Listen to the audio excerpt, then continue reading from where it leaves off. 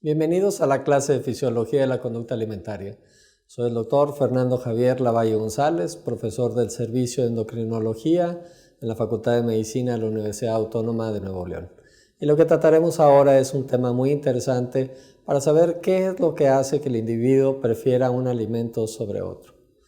Primero revisaremos unos conceptos básicos que tienen que ver con la fisiología de la conducta alimentaria. En primer lugar, la supervivencia de la especie depende de la ingesta de nutrientes y de los procesos energéticos derivados de la misma. El hambre es la sensación inducida por un déficit real de energía en forma de nutrientes metabolizables. En cambio, el apetito es el deseo de ingerir comida, tipos específicos de sabores, nutrientes, que van de acuerdo a la familiaridad que tiene uno con estos nutrimentos y a la palatabilidad de los mismos. La sensación de saciedad es la sensación de que la necesidad de consumir comida ha sido satisfecha, y esta es importante porque es uno de los reguladores de la conducta alimentaria. Al decir por factor, entendemos aquellos elementos que pueden condicionar una situación, volviéndose los causantes de la evolución o transformación de los hechos. Y es importante determinar cuáles son los factores ambientales que contribuyen o determinan la ingesta actual de alimentos. En primer lugar, en los factores ambientales tenemos la disponibilidad de los alimentos, que ha cambiado. Ahora tenemos supermercados que tienen alimentos con aditivos que los preservan y pueden durar por meses. La cultura depende de cada zona, el tipo de alimento que se consume. Hay diferencias en México entre el consumo en el norte y el sur de los alimentos. La conveniencia social también influye en la ingesta misma. El costo, el tamaño de la porción, la mercadotecnia. Todos los días estamos expuestos a la mercadotecnia de los alimentos que nos promueven las cualidades que tienen cada uno de ellos, y en base a la tecnología que han hecho durar estos alimentos por más tiempo, nos permiten tenerlos en disponibilidad. ¿Cuáles son los factores genéticos que contribuyen o determinan la ingesta de alimentos? Los factores genéticos tienen que ver con los genes que regulan el gasto energético en reposo, los de la distribución de la grasa, los que nos dan los niveles hormonales que permiten tener sensibilidad a la insulina, y también tiene que ver con los genes que regulan la sensibilidad gustativa. La capacidad de tener receptores gustativos que pueden despertar una respuesta hormonal es importante para ver que tengamos un control de la ingesta. Si uno tiene una variación en los genes que regulan estos receptores o las hormonas o el gasto energético en reposo, podrá tener un consumo diferente de alimentos. Los factores psicológicos que contribuyen o determinan a la ingesta son importantes. Nosotros vivimos en una sociedad actualmente de gran grado de estrés, en la cual se promueve la ansiedad, muchos individuos tienen depresión y hay siempre una necesidad de gratificación. La comida produce placer. Entonces, esa necesidad de gratificación, algunos individuos la satisfacen con comida. Y la comida puede ser utilizada como recompensa o como castigo. Muchos padres que tienen ausencia durante la semana en el cuidado de los hijos, los gratifican o los recompensan con comida en el fin de semana. Y estos factores psicológicos pueden crear una conducta de alimentación poco saludable. La interacción entre los genes, el ambiente, nos va a determinar el deseo o no de ingerir alimentos, y en esto va también a contribuir la palatabilidad de los mismos, la textura, la apariencia, el gusto, que son cosas que intervienen también en la conducta alimentaria. Un ejemplo clásico de esto es que los alimentos que están en los expendios son brillantes. El que sean brillantes o tengan ese brillo natural hace que llamen la atención y el individuo pueda acudir por ese alimento. Entonces, como ustedes ven, estos factores ambientales, genéticos, psicológicos y la interacción de los mismos son los que determinan en gran parte la conducta alimentaria. Las dimensiones de la conducta alimentaria son distintas. El alimento es un material nutritivo aceptado por los deseos psicológicos individuales y por la costumbre de la sociedad. Por ejemplo, nosotros ahora sabemos que en México hay ciertos alimentos que son de costumbre. Si yo les digo mexicano, ¿en qué pensarían? Si hablamos de comida, pues pensaríamos en un taco, o en una torta, o en un tamal. Si les digo una persona asiática, pues lo que vendría a la mente pues sería arroz, el consumo de vegetales. Entonces es un fenómeno complejo las dimensiones de la conducta alimentaria. Actualmente sabemos que hay una dimensión dietética, una dimensión simbólica, gastronómica, o comunicativa, nutritiva, restitutiva, psicopatológica, gustativa o placentera, estética, y tenemos hasta una dimensión religiosa o ascética relacionada a la ingesta de alimentos. La dimensión nutritiva es aquella que va a restituir las necesidades de energía mediante el consumo de alimentos. Si nosotros vamos, esta es la parte más antigua de la conducta alimentaria. Está dinamizada por tendencias instintivas.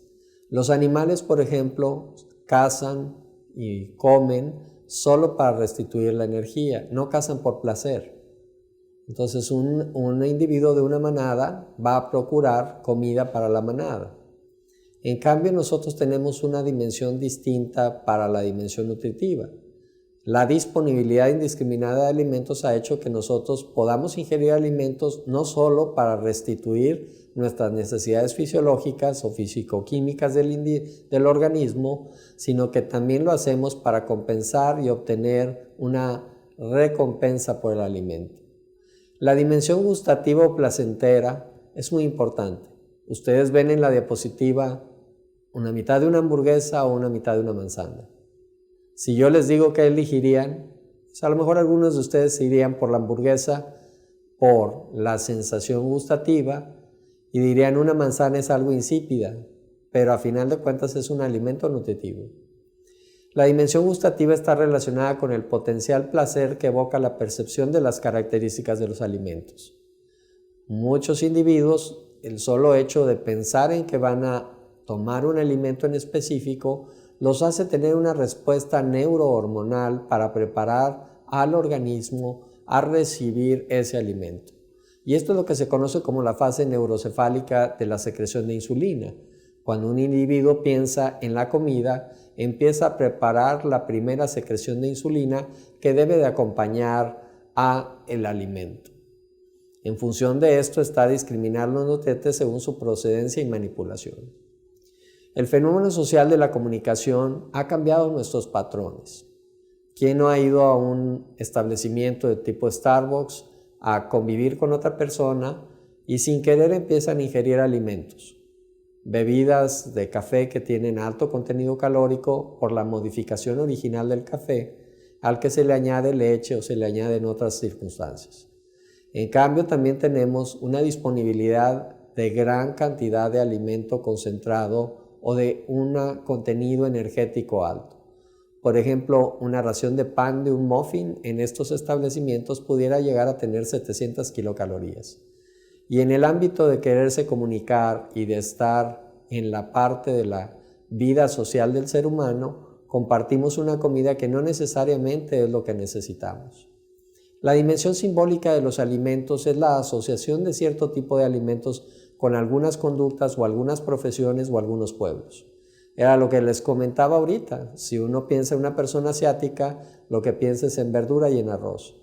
Si está uno en Estados Unidos y piensa en la policía recibe rosquillas o donas para poder mantener los turnos a base de estar estimulados con alta cantidad de carbohidratos. Y eso forma una costumbre de alimentación que luego es difícil de modificar. La dimensión restitutiva es el acto de comer y beber en la función homeostática del organismo al nivel metabólico y psíquico para reponer los nutrientes que necesitamos. Si yo hago un trabajo físico, gasto energía, la tengo que reponer y la voy a reponer con alimentos saludables. La dimensión dietética implica una condición terapéutica o preventiva de la alimentación respecto a la salud. Por ejemplo, en la obra de Hipócrates sobre la dieta o sobre el régimen, se atribuía a la conducta alimentaria un valor curativo o profiláctico. Y nosotros promovemos ciertos alimentos para prevenir enfermedades. Si estamos en invierno, recomendamos que haya consumo de alimentos que tienen alto contenido de vitamina C. Si una persona está en riesgo de desarrollar diabetes, recomendamos una dieta que tenga bajos carbohidratos. Esto es darle una dimensión dietética al proceso de la alimentación. La dimensión ascética o religiosa va al consumo de alimentos relacionados a una creencia religiosa. Hay 3 ejemplos clásicos. La comida kosher para la población hebrea tiene que ver con el mantener la salud. En un principio los cerdos se alimentaban de desperdicios y ellos prohibieron el consumo de cerdo porque era muy fácil tener infecciones asociadas al consumo de esa carne. Entonces ahí empezó esa dimensión de que los hebreos no comen carne de cerdo. No comen pescados que no tengan escamas, porque los pescados que no tienen escamas son los que andan en el fango y que también pudieran llevar contaminación e infección a la comunidad, y era una manera de poder mantener la salud en el pueblo. Quien es cristiano o católico, en la Semana Santa hay cierto consumo de alimentos y hay días en los que se tiene que hacer ayuno. En las poblaciones musulmanas el Ramadán son 40 días de ayuno y hay ciertas comidas especiales que se tienen que tomar para mantener ese ayuno, así como tisanas para poder soportar estos 40 días. La dimensión psicopatológica, hay ya una alteración del comportamiento que surge en relación con la alimentación. Tenemos la anorexia, la bulimia, la vigorexia, que constituyen manifestaciones específicas. El ejemplo más clásico de la vigorexia, donde se le atribuyen cualidades especiales al arroz, al pollo y a la papa, y los individuos que van al gimnasio se alimentan de estos 3 tipos de nutrientes, única y exclusivamente con el fin de aumentar una masa muscular. Y ahí caen en una psicopatología, puesto que desperdician el consumo de otros alimentos que son necesarios para mantener la homeostasis en el organismo.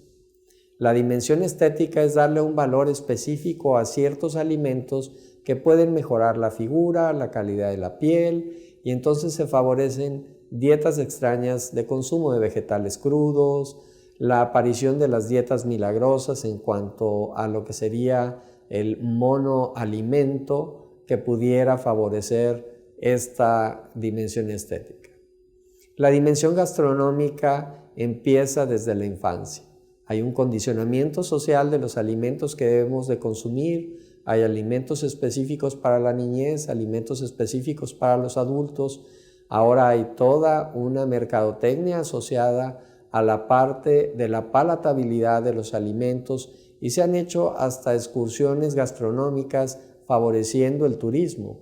Y todo esto tiene que ver con el consumo indiscriminado de ciertos alimentos. ¿Cómo elige una persona su comida?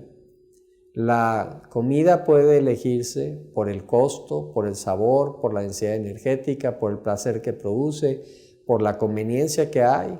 Por ejemplo, ahora tenemos tiendas que pueden expedir comida además de todo lo que ya vendían. La transformación de los Oxxos en ahora pequeños restaurantes y lugares donde uno puede consumir café gourmet ha transformado el consumo de alimentos. También las personas pueden elegir la comida dependiendo de su peso corporal, su estado de salud, el comportamiento que hay en su familia. Pero en gran parte el sabor va a influir en el consumo de los alimentos. La dulzura da placer, la amargura es una señal de peligro. Nuestro sistema gustativo está diseñado para eso. Cada célula gustativa tiene de 3 a 4 receptores de sabor dulce diferentes y cada célula gustativa contiene de 40 a 80 receptores del sabor amargo que son diferentes. Entonces uno puede identificar un sabor amargo como un sabor tóxico y por eso tenemos más receptores para el sabor amargo. ¿Qué le gusta a los recién nacidos? Hay una serie de experimentos que nos demuestran que los niños gustan del sabor dulce y los niños odian el sabor amargo. La respuesta al sabor dulce está presente al nacimiento. En el estudio de Steiner ustedes pueden ver la expresión facial de niños de 3 días cuando se les pone en los labios una sustancia dulce, una sustancia ácida o una sustancia amarga. Y podrán ver la cara de placer que tienen cuando se les pone la sustancia dulce y vean los gestos que hacen de repudio para quitar la sustancia amarga que llega al contacto de la lengua.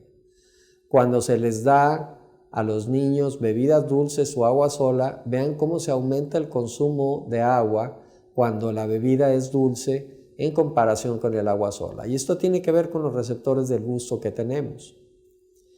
Esta es la respuesta al sabor dulce que promueve la alimentación y la nutrición y la supervivencia. Los infantes rechazan lo amargo y vean ustedes la cara como los infantes prefieren lo dulce. La relación entre lo que es el cerebro, el sistema digestivo y la conducta alimentaria es lo que nos tiene aquí viendo la fisiología de la conducta alimentaria. La biología individual de este organismo, llamémosle ser humano, tiene que ver con la composición corporal, la cantidad de grasa que tiene, las respuestas hormonales y el estímulo ambiental, que va a ser desde el punto de vista social, comercial, cultural, que son las dimensiones que acabamos de hablar. El feedback existe entre esa conexión del cerebro, en lo que yo busco conscientemente o inconscientemente, con la señalización hormonal que viene del sistema digestivo para el control de la ingesta, es lo que va a determinar la conducta alimentaria. La interacción entre el cerebro y el intestino es compleja. Tenemos una serie de hormonas que son secretadas cuando el alimento llega a lo que sería el intestino delgado y el intestino grueso. Tenemos la presencia del glucagón, de la amilina, del péptido YY, del GLP-1, de la colecistocinina, que van a dar señalización a nuestro sistema nervioso central en cuanto a si necesitamos más alimento o si ya hemos nutrido a nuestro cuerpo. La interacción entre el sistema digestivo y el cerebro es compleja. En el intestino tenemos células gustativas. Antes no conocíamos esta circunstancia, pero ahora sí sabemos que hay células que tienen estos receptores para el gusto que están al lado de las células endócrinas en el intestino. Este estímulo del receptor gustativo, lo que llega es una molécula de glucosa, por ejemplo, y lo que va a estimular ese sabor dulce es la liberación de GLP-1. Y el GLP-1 puede actuar a nivel local, preparando al individuo para recibir los alimentos, a lo que sería estimulando la secreción de insulina en el páncreas y suprimiendo la de glucagón, o puede viajar al sistema nervioso central y dar la sensación de saciedad. Como ustedes ven, los receptores gustativos que hay también en las células endocrinas, lo que van a despertar es la liberación del GLP-1. Y esto, actuando en la vía nodal, puede crear este reflejo bajar. La regulación de la ingesta de la comida tiene señales aferentes y eferentes en el sistema nervioso central. El input o lo que serían las señales aferentes pueden provenir del tejido adiposo, la insulina, la leptina, que son reguladores a largo plazo, y a corto plazo pueden venir las señales sensitivas que vienen del tracto gastrointestinal y que tendrían que ver, por ejemplo, hasta con la distensión del estómago. Esto a nivel del sistema nervioso central, la interacción entre la corteza, el hipotálamo y el tallo cerebral es lo que va a dar ese control de la ingesta de alimentos. En cuanto a las señales eferentes, nosotros tenemos el tamaño del almacén de energía, que sería el tejido adiposo, la sensación de la ingesta que produce la comida, las variaciones que hay del día al día en esta sensación, y para el corto plazo tenemos la saciedad, el tamaño de la comida, el tiempo o duración de la misma, y veríamos los intervalos entre un periodo de alimentación y otro. El volumen del alimento tiene que ver con el aumento en la ingesta o la disminución. Alimentos de bajo volumen, como son los alimentos procesados que tienen un alto contenido calórico en muy bajo volumen, producen un aumento en la ingesta. En cambio, los alimentos naturales como vegetales y frutas que tienen un alto volumen porque tienen un gran contenido de fibra, pero son bajos en calorías, disminuyen la ingesta.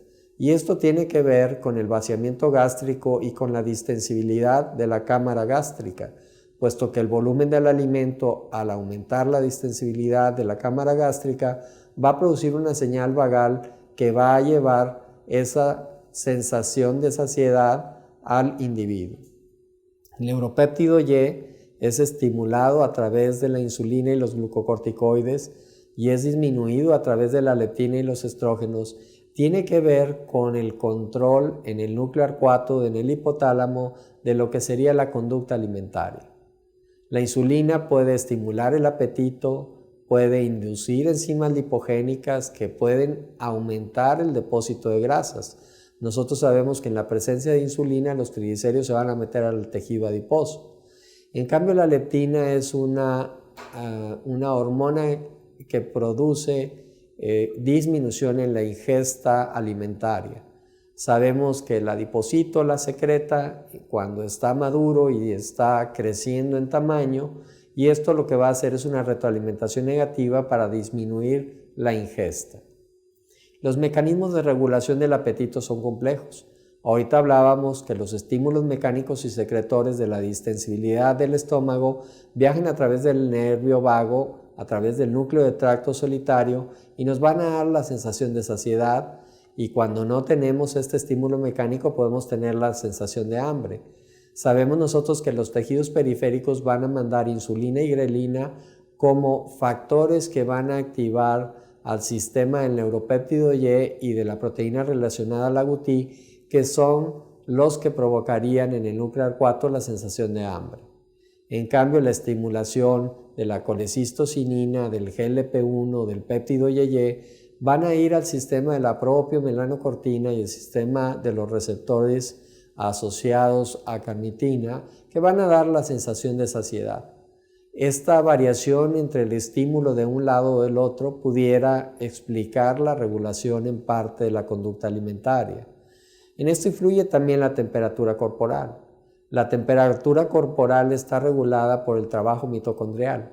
Nosotros sabemos que en la grasa parda es un alto contenido de mitocondrias lo que le da esa apariencia de ser tejido pardo.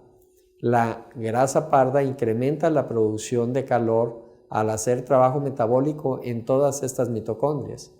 La insulina puede provocar que haya un aumento de la temperatura cuando los niveles de glucosa caen a través del uso de insulina, y esto va a dar un incremento del apetito.